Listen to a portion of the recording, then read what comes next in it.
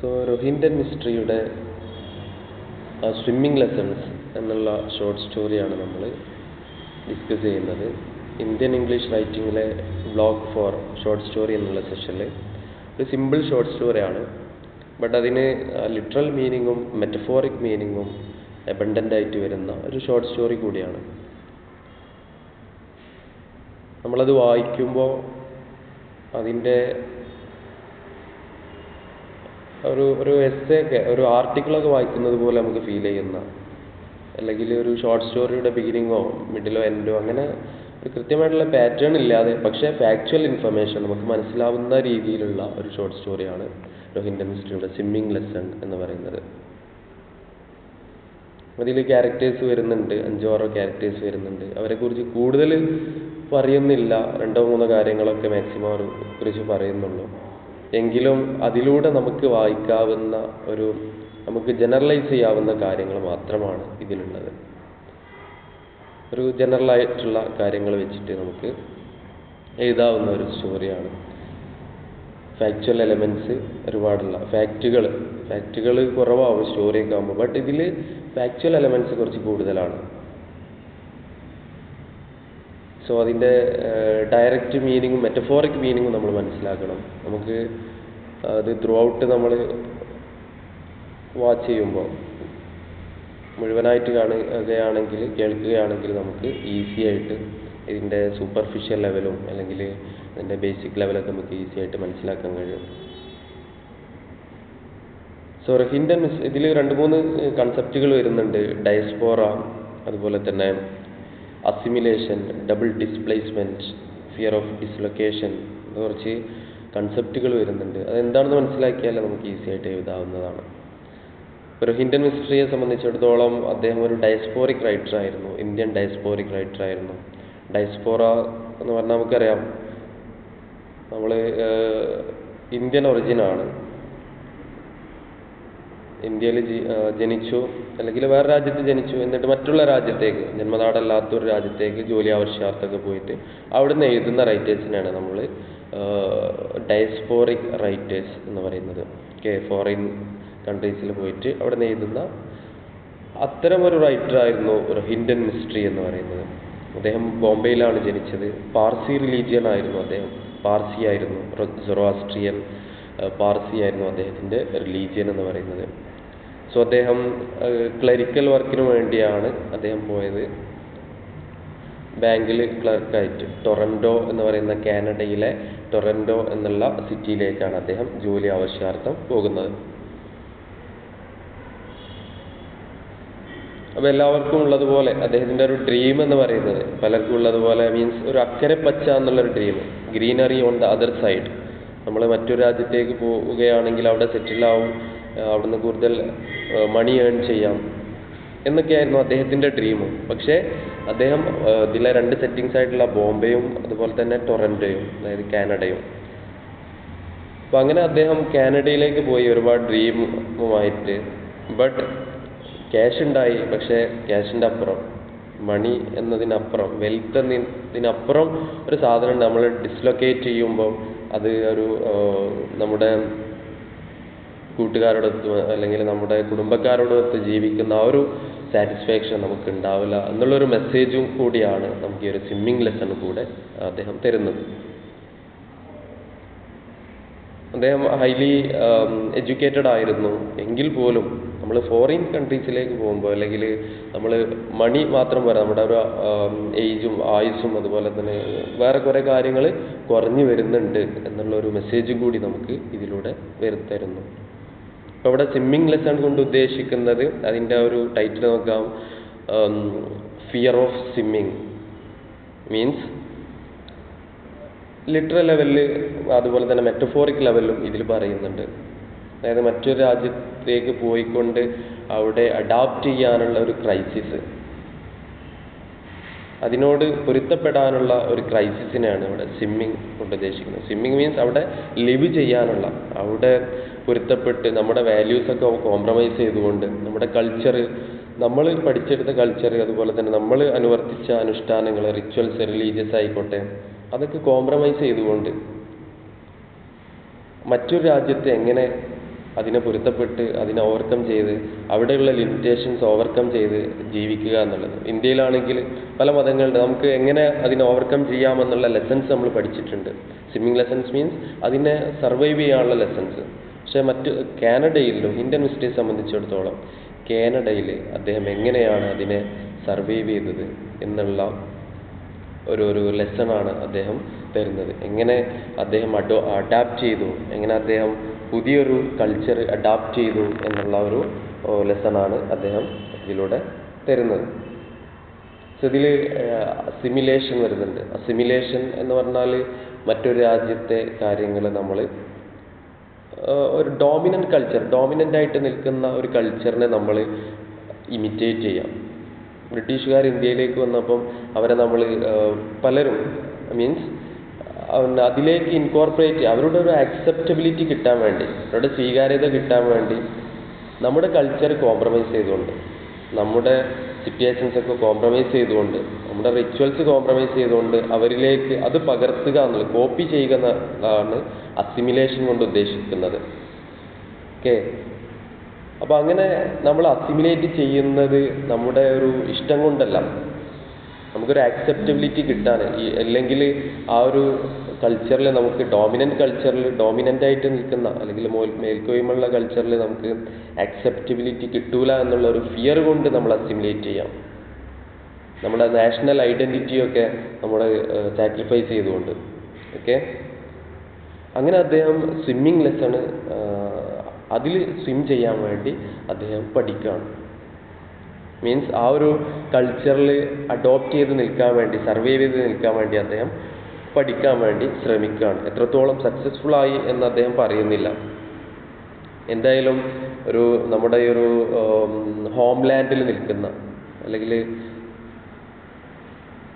ആ ഒരു സേഫ് സോണിൽ നിൽക്കുന്ന നമ്മുടെ ഐഡൻറ്റിറ്റി കോംപ്രമൈസ് ചെയ്തുകൊണ്ടുള്ള ജീവിതം എന്ന് പറയുന്നത് അത് it is hell like life എന്നുള്ള ഒരു ഹിഡൻ മീനിങ് കൂടി നമുക്ക് ഇവിടെ ഒരു ഹിഡൻ മിസ്റ്ററി തരുന്നുണ്ട്. Greenery on the other side, അക്കരപ്പച്ച എന്നുള്ളൊരു കൺസെപ്റ്റ്. ഓക്കെ, ഇപ്പോൾ ഡയസ്പോറ എന്നുള്ള വേർഡും അസിമിലേഷൻ എന്നുള്ള വേർഡും അതുപോലെ തന്നെ ഡിസ്പ്ലേസ്മെൻറ്റ് എന്നുള്ള വേർഡും നമുക്ക് ഇമ്പോർട്ടൻറ്റ്. ഡിസ്പ്ലേസ്മെൻറ്റ് കൊണ്ട് ഉദ്ദേശിക്കുന്നത് നമ്മൾക്ക് സ്ഥാനാന്തരം സംഭവിക്കുക, മീൻസ് നമ്മൾ സ്ഥാനം മാറി നിൽക്കുക എന്നുള്ളതാണ്. ഓക്കെ, നമ്മുടെ രാജ്യത്ത് നിന്ന് വേറെ രാജ്യത്തേക്ക് immigration crisis. Okay, same meaning ആണ്. ഇമിഗ്രേഷൻ ക്രൈസിസ് വരുന്നുണ്ട്.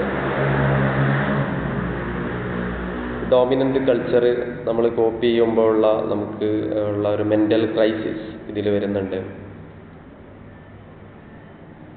ഓക്കെ, ഫിസിക്കലി ആൻഡ് മെൻ്റലി നമ്മൾ അതിൽ നിന്നും ഏലിയനേറ്റ് ചെയ്തു പോകുന്നുണ്ട്. നമ്മൾ ഒറ്റപ്പെടൽ ഫീലിംഗ് ലോൺലി എന്നുള്ളൊരു സിറ്റുവേഷൻ വരുന്നുണ്ട്. Okay, alienation crisis, identity crisis, ഇതൊക്കെ നമുക്ക് ഇതുമായിട്ട് ബന്ധപ്പെടുത്തി പറയാവുന്ന ജനറൽ കാര്യങ്ങളാണ്. ഓക്കെ, ഇതാണ് ഹിഡൻ മിസ്റ്ററിയെക്കുറിച്ചും അതുപോലെ തന്നെ ഹിഡൻ മിസ്റ്ററി സ്വിമ്മിങ് ലെസൺസിൽ പറയുന്ന ചില കൺസെപ്റ്റുകളെ കുറിച്ചുമുള്ള ഒരു ജനറൽ ഐഡിയ എന്ന് പറയുന്നത്. സോ ഹിഡൻ മിസ്റ്ററിയുടെ സ്വിമ്മിങ് ലെസണിൽ ഇതിലെ നരേഷൻ എന്ന് പറയുന്നത് ഫസ്റ്റ് പേഴ്സൺ പോയിന്റ് ഓഫ് വ്യൂവിലും അതുപോലെ തന്നെ തേർഡ് പേഴ്സൺ പോയിന്റ് ഓഫ് വ്യൂവിലും വരുന്നുണ്ട്. ഓക്കെ, ഫസ്റ്റ് പേഴ്സൺ എന്ന് പറഞ്ഞാൽ ഐ എന്ന് വെച്ച് പറയാം. ഹിഡൻ മിസ്റ്ററിയെ സംബന്ധിച്ചിടത്തോളം എങ്ങനെയായിരുന്നു അദ്ദേഹത്തിൻ്റെ ബോംബെ ലൈഫ്, അദ്ദേഹത്തിൻ്റെ കാനഡ ലൈഫ് എന്നുള്ളത്. അതുപോലെ തന്നെ ഹിഡൻ മിസ്റ്ററിയെ വേറൊരു third person point of view വരുന്നത് ഇതിൽ ഇറ്റാലിസൈസ്ഡ് ആയിട്ടുള്ള വേർഡ്സ് ഉപയോഗിച്ചുകൊണ്ടാണ്. നിങ്ങൾ ടെക്സ്റ്റ് ബുക്ക് നോക്കിയാൽ കാണാം, ചെരിച്ച് എഴുതിയ പാർട്സ് ഈ സ്വിമ്മിങ് ലെസൺ എന്നുള്ള ടെക്സ്റ്റിൻ്റെ. അതുകൊണ്ട് ഉദ്ദേശിക്കുന്നത് ഇവിടെ അദ്ദേഹം 11 സ്റ്റോറീസ് ആയിരുന്നു ഫിറോസ് ഷാ ടെയിൽസ് എന്നുള്ള ഒരു കലക്ഷനിൽ അദ്ദേഹം ഉൾപ്പെടുത്തിയിരുന്നത്. അതിൽ 11ാമത്തെ സ്റ്റോറിയാണ് ഈ സ്വിമ്മിങ് ലെസൺ എന്ന് പറയുന്നത്. സ്വിമ്മിങ് ലെസണിൽ 11ാമത്തെ സ്റ്റോറിയാണ്. അപ്പോൾ അവരുടെ ഈ കുറേ സ്റ്റോറികൾ, അതായത് ആദ്യം അദ്ദേഹം എഴുതിയ ഒരു 6-7 സ്റ്റോറികൾ ബോംബെയിൽ ജീവിക്കുന്ന ബോംബെയിലുള്ള പേരൻസിന് അയച്ചു കൊടുക്കുകയാണ് അദ്ദേഹം ഹിഡൻ മിസ്റ്ററി.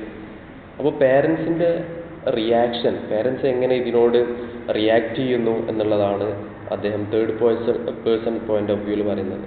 അതായത് തേർഡ് പേഴ്സൺ പറയാം അല്ലെ, തേർഡ് പാർട്ടി എന്ന് പറയുന്നത് പോലെ തേർഡ് പേഴ്സൺ പറയാം. ഫാദറും മദറും പറയുന്ന കാര്യങ്ങൾ അദ്ദേഹം ഇതിൽ ഉൾപ്പെടുത്തിയിട്ടുണ്ട്. അതാണ് third person point of view. അപ്പോൾ ഇറ്റാലിസൈസ്ഡ് ആയിട്ടുള്ള വേർഷൻസ് ഒക്കെ അങ്ങനെ അദ്ദേഹം ഉൾപ്പെടുത്തിയതാണ്.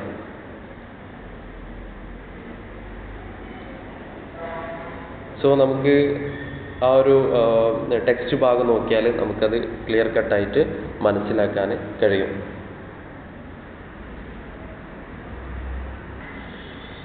ലൈക്ക് അദ്ദേഹത്തിൻ്റെ ഫാദറും മദറും പറയുന്നുണ്ട്, അവർക്ക് ഇദ്ദേഹം ഒരു റൈറ്റർ ആയിരുന്നില്ല ആദ്യം Hindon mystery.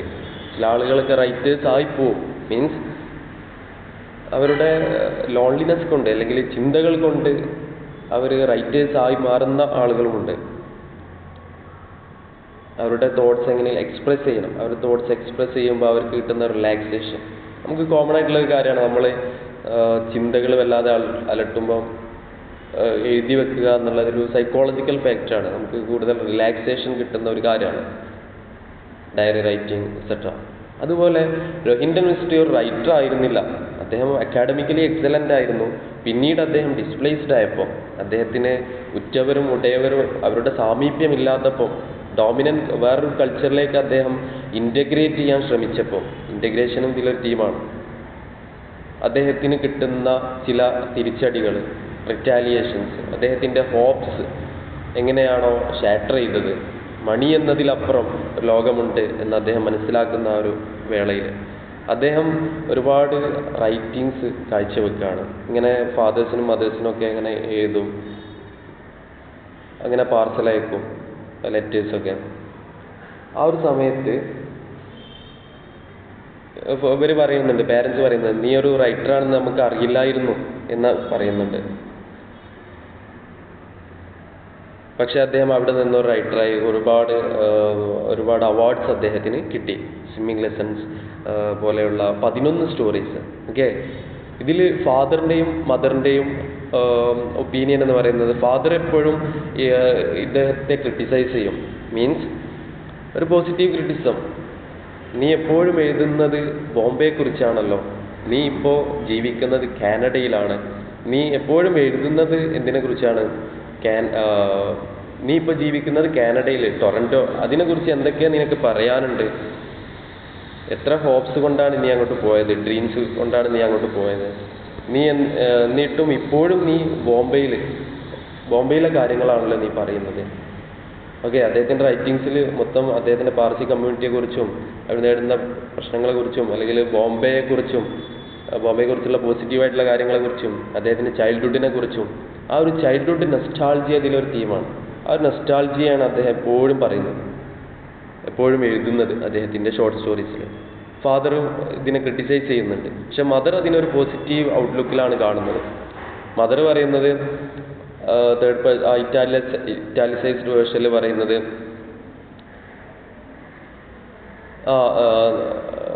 She's glad, I am glad, അവർക്ക് ഭയങ്കര ഹാപ്പിനെസ് ഉണ്ട്, പഴയ കാര്യങ്ങളൊന്നും മറന്നിട്ടില്ലല്ലോ എന്നുള്ള, വേറെ രാജ്യത്തേക്ക് പറിച്ചു നട്ടിട്ടുണ്ടെങ്കിൽ പോലും പഴയ കാര്യങ്ങളൊന്നും മറന്നു പോയിട്ടില്ലല്ലോ എന്നുള്ള ഒരു ആശ്വാസം മദറിന് ഉണ്ട്.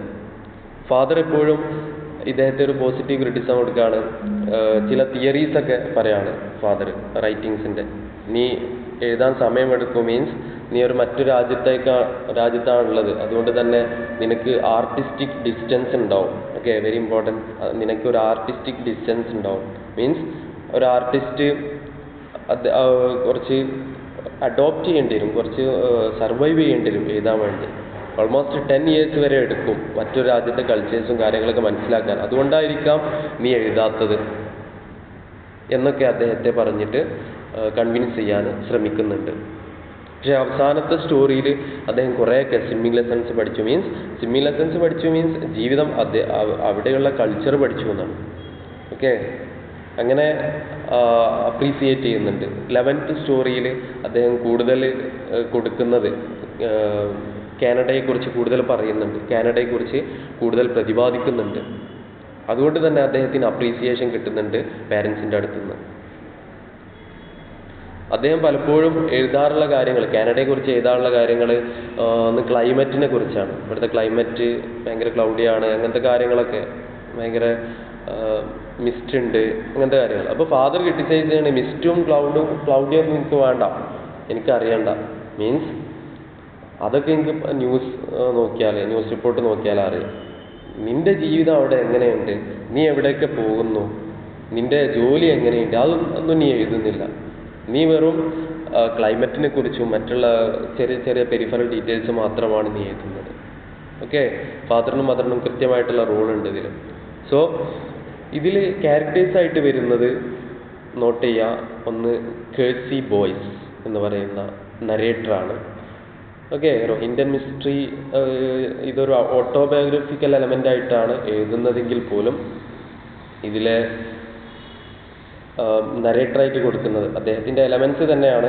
ഓക്കെ, കേഴ്സി ബോയ്സ് എന്നുള്ള നരേറ്ററാണ് ഇതിൽ ഒരു ക്യാരക്ടർ. ഓക്കെ, കേഴ്സി ബോയ്സ് റോഹിൻഡൻ മിസ്റ്ററിയുമായിട്ട് നമുക്ക് ഇക്വേറ്റ് ചെയ്യാം.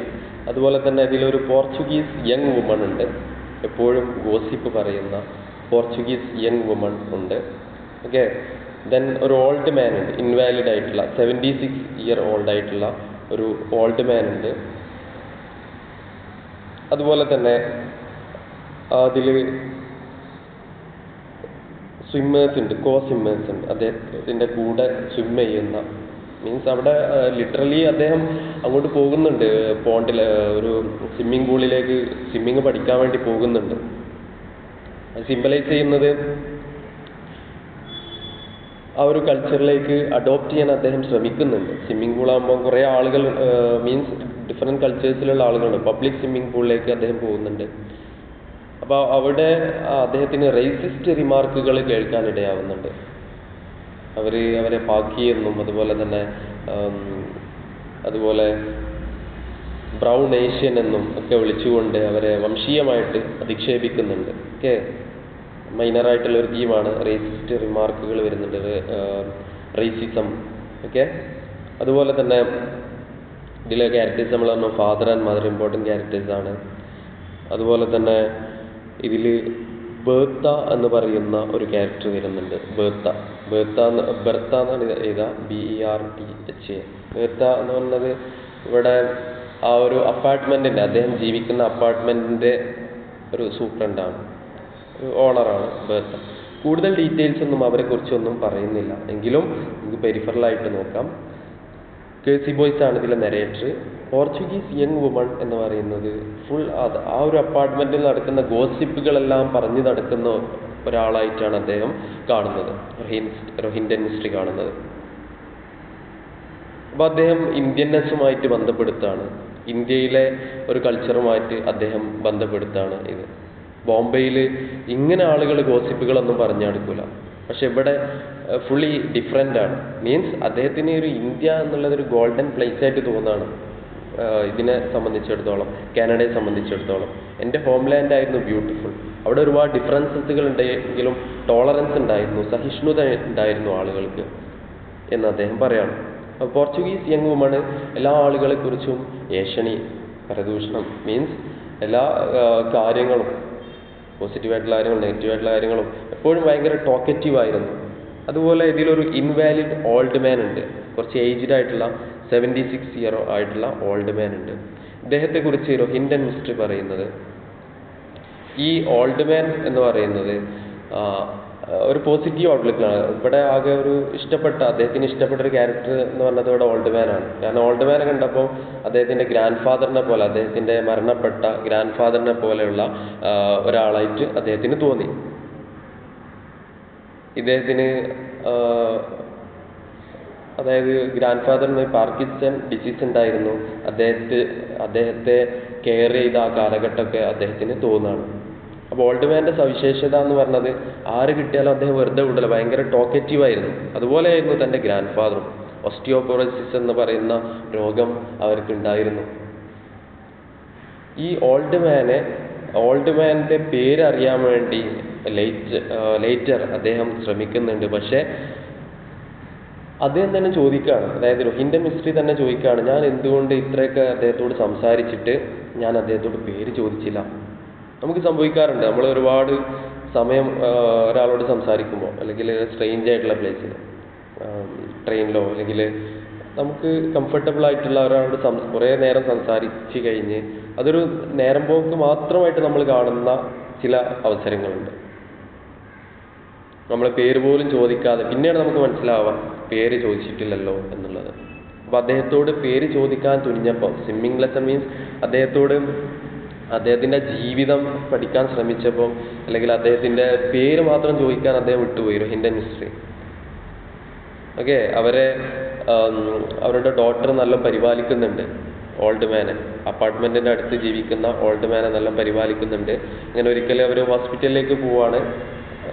ഹിൻഡ് മിസ്റ്ററി അല്ല, അവരെ ഡോട്ടറും അതുപോലെ തന്നെ ഓൾഡ് മാനും. അങ്ങനെ സ്ട്രോക്ക് വന്നിട്ട് അവർ മരണപ്പെടുകയാണ്. അപ്പോൾ ഇങ്ങനെ ഈ ഡോക്ടർ നോക്കിയപ്പോൾ ഇദ്ദേഹത്തിന് തോന്നിയത് ഇദ്ദേഹത്തിൻ്റെ മദർ അദ്ദേഹത്തിൻ്റെ ഗ്രാൻഡ് ഫാദറിനെ എത്രത്തോളം പരിപാലിച്ചിരുന്നു എന്നുള്ള ഒരു കാര്യം ഇങ്ങനെ ഓർമ്മ വരികയാണ്. ഫുൾ നൊസ്റ്റാൾജിയാണ്. അദ്ദേഹം മെമ്മറിയിൽ ജീവിക്കുകയാണ്. Is living in memory.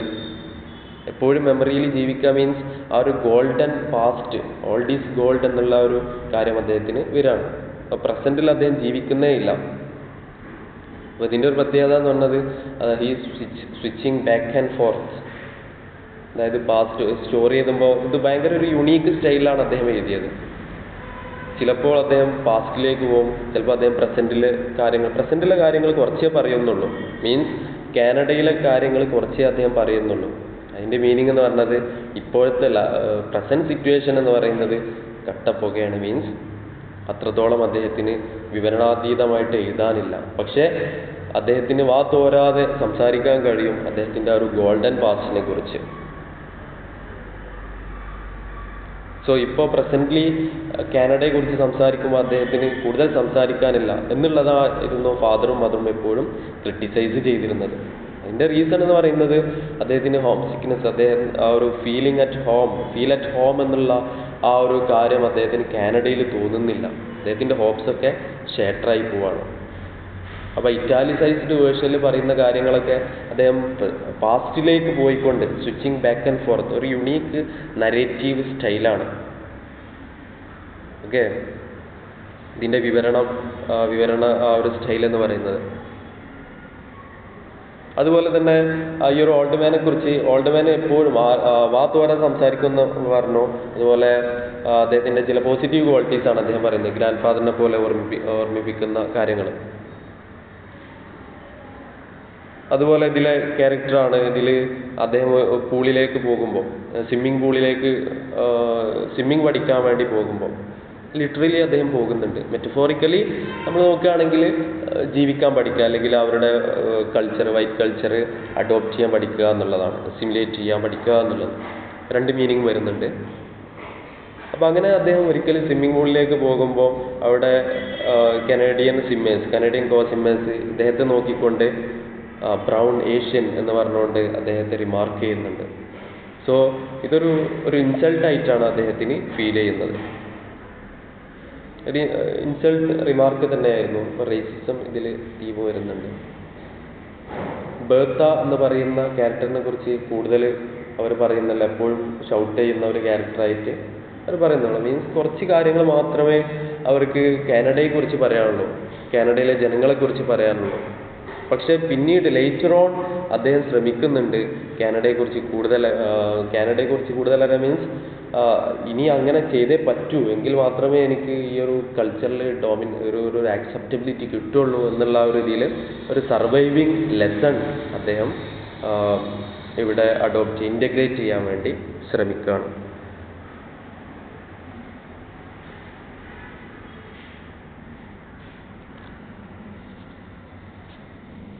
So ഇതിൽ വാട്ടർ ഇമേജറി വല്ലാതെ വരുന്നുണ്ട്. Fear of water. Swimming lesson എന്ന് കേൾക്കുമ്പോൾ തന്നെ നമുക്ക് വാട്ടർ എന്നുള്ള ഒരു കാര്യമാണ് ഓർമ്മ വരാം. സോ ഇദ്ദേഹത്തിന് സ്വിമ്മിങ് എന്നുള്ളത് ചെറുപ്പത്തിലെ പേടിയായിരുന്നു എന്ന് അദ്ദേഹം പറയുന്നുണ്ട്, ചൈൽഡ്ഹുഡിലെ. പക്ഷേ അദ്ദേഹത്തിൻ്റെ മദറുമൊത്ത് ഇവിടുത്തെ സ്വിമ്മിംഗ് പൂള് കാണുമ്പോൾ, അതായത് കാനഡയിലെ പബ്ലിക് സ്വിമ്മിംഗ് പൂള് കാണുമ്പോൾ അദ്ദേഹത്തിൻ്റെ കുട്ടിക്കാലമാണ് അദ്ദേഹത്തിന് ഓർമ്മ വരുന്നത്. എപ്പോഴും പാസ്റ്റിലേക്ക് ഇങ്ങനെ ഓർക്കുകയാണ്. എന്ത് കാണുമ്പോഴും അദ്ദേഹം റിലേറ്റ് ചെയ്യുന്നത് പാസ്റ്റുമായിട്ടാണ്. അപ്പോൾ ഇങ്ങനെ കാനഡയിലെ സ്വിമ്മിംഗ് പൂള് കാണുമ്പോൾ അദ്ദേഹത്തിന് ഓർമ്മ വരുന്നത് അദ്ദേഹത്തിൻ്റെ സ്വന്തം ബോംബെയിലെ ചൗപ്പട്ടി ബീച്ചാണ്. ചൗപ്പട്ടി ബീച്ച്. സീയിലെ. ഓക്കെ, അപ്പോൾ അവിടുന്ന് അദ്ദേഹം സ്വിമ്മിങ് പഠിക്കാൻ ശ്രമിച്ചിരുന്നു. അദ്ദേഹം തിരമാലകൾക്കൊക്കെ നീങ്ങിയിരുന്നു. മീൻസ് കുറച്ചൊക്കെ അദ്ദേഹം സ്വിം ചെയ്തിരുന്നു. ആ സീ ഭയങ്കര പൊല്യൂട്ടഡ് ആണെന്ന് പറയുന്നുണ്ട് അദ്ദേഹം. എല്ലാ ആളുകളും ഗാർബേജുകളും അതുപോലെ തന്നെ എല്ലാ കാര്യങ്ങളും അതിൽ നിക്ഷേപിക്കാറുണ്ടായിരുന്നു. അതുപോലെ അദ്ദേഹത്തിൻ്റെ ഗ്രാൻഡ് ഫാദറിൻ്റെ ഫോട്ടോഗ്രാഫുകളൊക്കെ അതിൽ പോയിട്ടുണ്ടായിരുന്നു. അതുപോലെ ഗ്രാൻഡ് ഫാദർ മരിച്ചപ്പോൾ ബിലോങ്ങിങ്സ് ഒക്കെ അങ്ങോട്ടാണ് ഇട്ടത്, സീയിലേക്കാണ് ഇട്ടത്. ഒരു മെമ്മറിയുടെ ഒരു സിമ്പലായിരുന്നു അവിടെ സീ എന്നുള്ളത്, കടൽ എന്നുള്ളത്.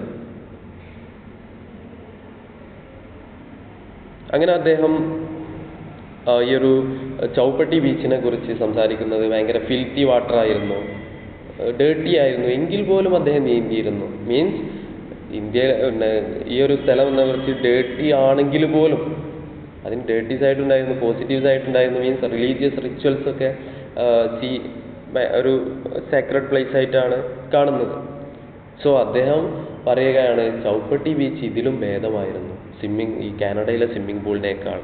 കാനഡയിലെ സ്വിമ്മിംഗ് പൂളിൽ എനിക്ക് ഇറങ്ങാൻ പോലും ധൈര്യമില്ല. മീൻസ് കാനഡയിലെ ജനങ്ങളുമൊത്ത് എനിക്ക് ഇടപഴകാൻ പോലും അദ്ദേഹത്തിന് കഴിയുന്നില്ല. ചൗപ്പട്ടി ബീച്ചിൽ തൻ്റെ മദറുമൊത്ത് ഞാൻ വാഫ്റ്റ് ചെയ്തിരുന്നു, പാഡിൽ ചെയ്തിരുന്നു. ഓക്കെ, അറ്റ്ലീസ്റ്റ് കാലും കൈയിട്ട് അടിച്ചിരുന്നു. പക്ഷെ ഇവിടെ എനിക്ക് അതിനൊന്നും ഒരു മനസ്സ് കിട്ടുന്നില്ല. ഓക്കെ, ഇവിടെ 3 ഇമേജറീസ് ആണ് വരുന്നത് വാട്ടർ ഇമേജറീസിൽ. ഒന്ന് ചൗപ്പട്ടി ബീച്ച്. അതുപോലെ തന്നെ ചൗപ്പട്ടി ബീച്ചിൽ അദ്ദേഹം സേഫ് ആയിരുന്നു, even though it was polluted. Okay, second one എന്ന് പറയുന്നത് കാനഡയിലെ സ്വിമ്മിംഗ് പൂള്. സ്വിമ്മിംഗ് പൂൾ അദ്ദേഹം തിരഞ്ഞെടുക്കാൻ കാരണം അവിടെ ഡിഫറെൻറ്റ് കൾച്ചേഴ്സിലുള്ള ആളുകൾ അവിടെ ഇൻ്റഗ്രേറ്റ് ചെയ്യാൻ വരുന്നു എന്നുള്ളത്. ഓക്കെ, തേർഡ് വൺ എന്ന് പറയുന്നത് ബാത്ത് ടബാണ്. നമുക്ക് ഡിസ്കസ് ചെയ്യാം.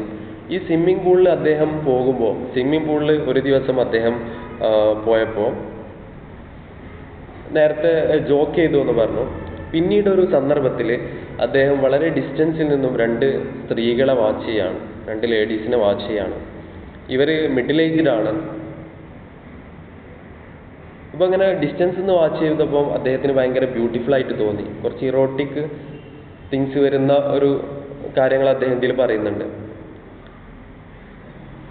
അങ്ങനെ അദ്ദേഹത്തിന് ഡിസ്റ്റൻസിൽ നിന്ന് വാച്ച് ചെയ്തപ്പം ഈ ലേഡീസിൽ ഇയാൾ അട്രാക്റ്റഡ് ആയി.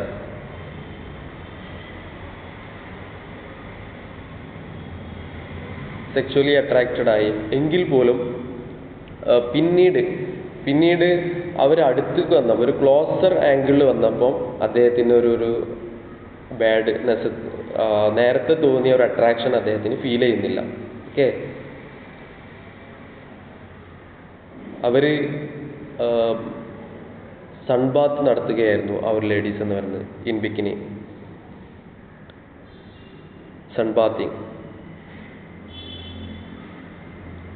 അപ്പോൾ ഇതിൻ്റെ ഒരു മെറ്റഫോറിക് മീനിങ് എന്ന് പറഞ്ഞത്, നമുക്ക് ഡിസ്റ്റൻസ് നിന്ന് കാണുമ്പോൾ എല്ലാം ബ്യൂട്ടിഫുൾ ആണ്. ഓക്കെ, ദൂരെ നിന്ന് കാണുമ്പോൾ എല്ലാം ബ്യൂട്ടിഫുൾ ആണ്. പക്ഷേ അടുത്തെത്തുമ്പോൾ അതിൻ്റെ ആ ഒരു ഭംഗി അത് ഡിമിനിഷ് ചെയ്യുന്നു. അപ്പോൾ ഇവിടെ 2 രീതിയിൽ കാണാം. ഒന്ന്, ഇദ്ദേഹം ചൈൽഡ്ഹുഡിൽ കാനഡയെ കണ്ടത്, അവിടെ ആളുകൾ വെൽത്ത്, അവിടെ നാട്ടിൽ വന്നിട്ട് കാർ വാങ്ങുന്നു, ബൈക്ക് വാങ്ങുന്നു, വലിയ വലിയ ഫ്ലൈറ്റുകൾ വാങ്ങുന്നു. പക്ഷേ അവിടെ ജീവിക്കുന്ന ഒരു ജീവിതം എന്ന് പറയുന്നത് അത്ര അവരുടെ ഒരു mental satisfaction, peace of mind എന്നുള്ളത് വളരെ ലോ ആണെന്ന് അദ്ദേഹത്തിന് മനസ്സിലാവാണ്. ഇതൊരു ഐറണിയാണ്. അദ്ദേഹം പ്രതീക്ഷിക്കുന്നതെന്നും സംഭവിക്കുന്നത് വേറൊന്നും. നാട്ടിലുള്ള ആളുകളെ കാണുമ്പോൾ അവർക്ക് കൂടുതൽ മീൻസ് അവർ എക്കണോമിക്കലി അവർ ഭയങ്കര സൗണ്ടാണ്, മീൻസ് ഏബിളാണ്. ബട്ട് അവരുടെ ആ ഒരു അടുത്ത് പോയി നോക്കുമ്പോൾ, ക്ലോസ് ആയിട്ട് അപ്രോച്ച് ചെയ്യുമ്പോൾ അവരുടെ അവസ്ഥകൾ വളരെ പരിതാപകരം. സോ ഈ ഒരു അവസ്ഥയാണ്. അതുപോലെ തന്നെ അവരുടെ ഫാദറും മദറും മനസ്സിലാക്കുന്നത് അദ്ദേഹം പോയത് ഏൺ ചെയ്യാനാണ്. അതുപോലെ അദ്ദേഹത്തിന് ഭയങ്കര സാറ്റിസ്ഫൈഡ് ലൈഫായിരിക്കും പ്രതീക്ഷിക്കുന്നത്. ഐറണിയാണ്. പക്ഷേ ജീവിക്കുന്നത് അദ്ദേഹം പീസ് ഓഫ് മൈൻഡ് നഷ്ടപ്പെട്ടിട്ടാണ്. ആകെ ഒരു സിറ്റുവേഷൻ അദ്ദേഹം പീസ് ഓഫ് മൈൻഡ് തരുന്ന കാര്യം എന്നാൽ അദ്ദേഹത്തിൻ്റെ റൈറ്റിംഗ് ആണ്. അദ്ദേഹം ആ ഒരു കവറിലിട്ട് ലെറ്റർ അയക്കുമ്പോഴാണ് അദ്ദേഹത്തിന് സാറ്റിസ്ഫാക്ഷൻ, ഇത് എൻ്റെ ഉറ്റവരും ഉടയവരും വായിക്കുമല്ലോ എന്നുള്ള ഒരു mental satisfaction, peace of mind വരുന്നത്. സോ ഈ ഒരു അവസരത്തിൽ മാത്രമാണ് അദ്ദേഹത്തിന് ഒരു പീസ് ഓഫ് മൈൻഡ് വന്നത്. സോ എല്ലാം അകലെ നിന്ന് നോക്കുമ്പോൾ ഭയങ്കര ബ്യൂട്ടിഫുൾ ആയിട്ട് തോന്നുകയും എന്നാൽ അടുത്ത് പോകുമ്പോൾ അതിൻ്റെ ബ്യൂട്ടി കുറഞ്ഞു വരികയും ചെയ്യുന്നു എന്നുള്ളത്. At a distance everything is beautiful, but at a closer look when we approach it, its beauty diminishes or disappears, vanishes. So this is what Rohingya mystery says. അതുപോലെ ഇതിൽ ഇൻസ്പെക്ടർ റോൺ എന്ന് പറയുന്ന ആളുടെ, inspector Ron, അപ്പം അദ്ദേഹം ഇയാളെ swimming പഠിപ്പിക്കാൻ വേണ്ടി പരമാവധി നോക്കുന്നുണ്ട്. പക്ഷേ എല്ലാ ശ്രമങ്ങളും വിഫലമാവാണ്. അവസാനം ഇയാൾ അവിടെ നിന്ന് ഇറങ്ങിപ്പോരാണ്, എനിക്ക് പഠിക്കാൻ കഴിയില്ല എന്ന് പറഞ്ഞുകൊണ്ട് സ്വിമ്മിങ് ലെസൺസ്. പക്ഷേ അദ്ദേഹത്തിന് ഓൾറെഡി മുങ്ങാനൊക്കെ പേടിയാണ്, അതിന് സബ്മർജ് ചെയ്യാനൊക്കെ പേടിയാണ്, കടലിൽ മുങ്ങുക എന്നുള്ളതൊക്കെ പേടിയാണ്. പക്ഷേ അദ്ദേഹം ഇവിടെ തിരഞ്ഞെടുക്കുന്നത് പിന്നീട്, അതായത് നമ്മൾ ഈ പബ്ലിക് ആയിട്ടുള്ള സ്വിമ്മിംഗ് പൂൾ തിരഞ്ഞെടുക്കാനുള്ള റീസൺ നമ്മൾ പറഞ്ഞു, അവിടെ ഒരുപാട് കൾച്ചേഴ്സ് ഉണ്ടാവും, ആ കൾച്ചറിലെ ആളുകളുമായി ഇൻട്രാക്ട് ചെയ്യുക എന്നുള്ളത്. പിന്നീട് അദ്ദേഹം മനസ്സിലാക്കാണ് എൻ്റെ ബാത്ത് ടബിലേക്ക് പോവാം, ഒന്നുകൂടി പ്രൈവറ്റ് പ്ലേസിലേക്ക് പോവാം. അങ്ങനെ അദ്ദേഹം ബാത്ത് ടബിൽ വെച്ചിട്ട് അദ്ദേഹം കൂടുതൽ സിങ്ക് ചെയ്യാണ്, സബ്മർജ് ചെയ്യാണ്. അദ്ദേഹത്തിന് മുങ്ങുക എന്നുള്ളതൊക്കെ പേടിയാണ്, ഫ്ലോട്ട് ചെയ്യുക എന്നുള്ളത്. അപ്പോൾ അദ്ദേഹം കൂടുതൽ പ്രൈവറ്റ് പ്ലേസ് ആയിട്ടുള്ള ബാത്ത് ടബ് തിരഞ്ഞെടുക്കുകയാണ്. ഇനി നീന്താനല്ല, ഇനി സബ്മർജ് ചെയ്യാൻ. അദ്ദേഹത്തിന് മുങ്ങാൻ പേടിയാണെന്ന് പറഞ്ഞു, മീൻസ് കാനഡയിൽ ആ ഒരു കൾച്ചറിൽ ജീവിക്കാൻ പേടിയാണെന്ന് പറഞ്ഞു. അപ്പോൾ അങ്ങനെ അദ്ദേഹം സബ്മർജ് ചെയ്യാൻ വേണ്ടി നിൽക്കുകയാണ്. ഓക്കെ, നമ്മൾ പലപ്പോഴും ചൈൽഡ്ഹുഡിലൊക്കെ പിന്നെ ഇവിടെയൊക്കെ പോയിട്ട്, അല്ലെങ്കിൽ ജലാശയങ്ങളിലൊക്കെ പോയിട്ട്, പോണ്ടിലൊക്കെ പോയിട്ട് നമ്മൾ കൗണ്ട് ചെയ്യാറുണ്ട്. 30 വരെ കൗണ്ട് ചെയ്യാറുണ്ട്, അല്ലെങ്കിൽ 40 വരെ, 10 വരെ ഒക്കെ കൗണ്ട് ചെയ്യാറുണ്ട്. അതുപോലെ അദ്ദേഹം ചൈൽഡ്ഹുഡിൽ ശ്രമിച്ചിരുന്നു. പക്ഷെ അതൊന്നും ഇവിടെ കഴിയുന്നില്ല. ഇവിടെ അദ്ദേഹത്തിന് അതിലേക്ക് ഇറങ്ങാൻ പോലും കഴിയുന്നില്ല, ധൈര്യം വരുന്നില്ല ഈ ഒരു ഡോമിനൻ്റ് വൈറ്റ് കൾച്ചറിൽ, കനേഡിയൻ കൾച്ചറിൽ. അപ്പോൾ ഇദ്ദേഹം ആകെ ആകുലപ്പെടുകയാണ്. ഇനി അദ്ദേഹം മൂന്നാമത് തിരഞ്ഞെടുക്കുന്ന പ്ലേസ് എന്ന് പറയുന്നത് വളരെ പ്രൈവറ്റ് പ്ലേസ് ആണ്. അത് ബാത്ത് ടബ് ആയിരുന്നു. ഈ ബാത്ത് ടബിൽ അദ്ദേഹം, പ്രൈവറ്റ് പ്ലേസ് മീൻസ് അദ്ദേഹം ഇനി എക്സ്റ്റേണൽ റിയാലിറ്റിയിൽ നിന്നും ഇൻറ്റേർണൽ റിയാലിറ്റിയിലേക്ക്, ഇന്നർ റിയാലിറ്റിയിലേക്ക് അദ്ദേഹം ഒരു ക്ലോസർ ലുക്ക് നടത്താൻ വേണ്ടി പോവാണ്. ഇന്നർ റിയാലിറ്റി മീൻസ് അദ്ദേഹത്തിൻ്റെ ഒരു സെൽഫ് കണ്ടംപ്ലേഷൻ, സ്വയം മെഡിറ്റേറ്റ് ചെയ്തുകൊണ്ട് അദ്ദേഹം മനസ്സിലാക്കുകയാണ്, ഞാൻ ഇങ്ങനെ ഇനി നടന്നിട്ട് കാര്യമില്ല, ഇറങ്ങിത്തിരിക്കണം. എന്ത് കഷ്ടപ്പാടുണ്ടെങ്കിലും ആളുകളുമായി സംവദിക്കാൻ ഞാൻ സേഫ് സോണിൽ നിന്നിട്ട് കാര്യമില്ല. ഈവൻ ഓൾഡ് മാൻ്റെ പേര് പോലും അറിയാൻ എനിക്ക് ആഗ്രഹമില്ലായിരുന്നു മീൻസ് അദ്ദേഹത്തിന് ഒരു മനസ്സ് വന്നില്ല. വൈ എന്ന് അദ്ദേഹം ചോദിക്കുകയാണ്, ഒരു 100 ക്വസ്റ്റ്യൻസ്. അപ്പം അദ്ദേഹം കഷ്ടപ്പെടണം എന്ന് വിചാരിക്കുകയാണ്. നമ്മൾ ഈ ഒരു അതർ കൾച്ചേഴ്സിൽ അക്സെപ്റ്റബിലിറ്റി കിട്ടണമെങ്കിൽ മാക്സിമം അവരുടെ ഒരു രീതികളുമായിട്ട് താതാത്മ്യപ്പെടണം, അവരുമായി ഇടപഴകണം എന്ന് അദ്ദേഹത്തിന് മനസ്സിലാക്കുകയാണ്. ഫിസിക്കലി മെൻ്റലി അദ്ദേഹം അതിന് തയ്യാറെടുക്കുകയാണ്. എത്രത്തോളം സക്സീഡായി എന്ന് അദ്ദേഹം പറയുന്നില്ല, എത്രത്തോളം അദ്ദേഹം സക്സസ്ഫുള്ളായി എന്ന് അദ്ദേഹത്തിന് പറയാൻ കഴിയുന്നില്ല. അതായത് സക്സസ്ഫുള്ളായി എന്നും പറയുന്നില്ല അദ്ദേഹം. അങ്ങനെയാണ് അവിടെ ഒരു സ്റ്റോറിയുടെ ഒരു അവസാനത്തിൽ വരുന്നത്. സോ ബാത്ത് ടബ് തിരഞ്ഞെടുക്കാൻ കാരണം അദ്ദേഹം സ്വയം ഒന്ന് ആലോചിച്ചപ്പോൾ, അതാണ് ബാത്ത് ടബ്. നമ്മളെ പ്രൈവറ്റ് പ്ലേസ് ആണ്, മീൻസ് അവിടെ ഒരു പബ്ലിക് സ്വിമ്മിംഗ് പൂള് പോലെയല്ല, ഇവിടെ ഒരു പബ്ലിക് ഒരു പ്രൈവറ്റ് പ്ലേസ് ആണ്. സോ അദ്ദേഹം ഇങ്ങനെ സബ്മേർജ് ചെയ്തു, അതിലിങ്ങനെ മുങ്ങിത്താന്നു സ്വന്തം ബാത്ത് ടബിൽ. അപ്പോൾ അദ്ദേഹത്തിന് ഒരുപാട് കാര്യങ്ങൾ മനസ്സിലാവുകയാണ്. അദ്ദേഹത്തിൻ്റെ ഐസ് ഓപ്പൺ ചെയ്യാണ്, കണ്ണുകൾ തുറന്ന് നോക്കുകയാണ്. മീൻസ് അദ്ദേഹത്തിൻ്റെ എല്ലാ ശക്തിയോടും കൂടി, എല്ലാ ഇൻ്റലിജൻസോടു കൂടി അദ്ദേഹം ആലോചിക്കുകയാണ്, എന്താണ് എൻ്റെ ഡിഫക്റ്റ്, എന്തുകൊണ്ടാണ് എന്നൊക്കെ അദ്ദേഹം ഇങ്ങനെ സ്വയം ചോദിക്കുകയാണ്. സെൽഫ് ഇൻട്രോസ്പെക്ഷൻ നടത്തുകയാണ്.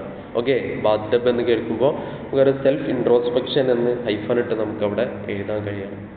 ഓക്കെ, അപ്പോൾ അദ്ദേഹത്തിന് ഒരുപാട് കാര്യങ്ങൾ മനസ്സിലാവുന്ന ഇത് എന്ന് പറയുന്നത് ഡോമിനൻ്റ് കൾച്ചറിൽ അഡോപ്റ്റബിൾ കിട്ടണമെങ്കിൽ കുറേ ക്രൈറ്റീരിയാസ് ഉണ്ട്. എന്നൊക്കെ ചെയ്യണം, മാക്സിമം അവരുമായി ഇൻട്രാക്ട് ചെയ്യണം, മാക്സിമം അവരുടെ കൾച്ചറിൽ നമ്മുടെ കൾച്ചർ ചിലപ്പോൾ ഉപേക്ഷിക്കേണ്ടി വരും എന്നുള്ള കാര്യങ്ങളൊക്കെ.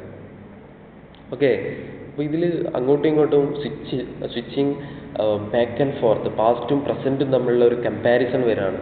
ഓൾഡ് ഈസ് ഗോൾഡ് എന്നുള്ളത്.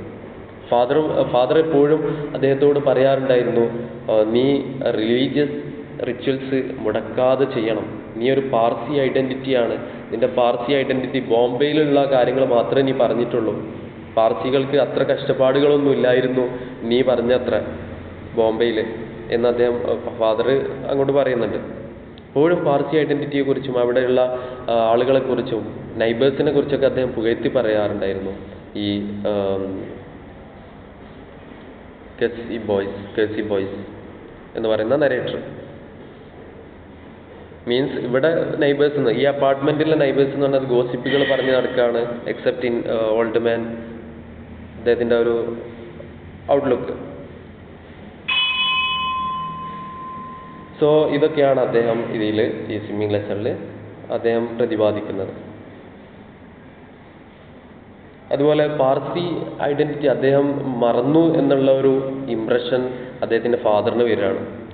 നീ ഒരിക്കലും നിൻ്റെ റിലീജിയസ് റിച്വൽസ് സാക്രിഫൈസ് ചെയ്യരുത് എന്ന് അദ്ദേഹം പറയുന്നുണ്ട്, ഫാദർ പറയുന്നുണ്ട്.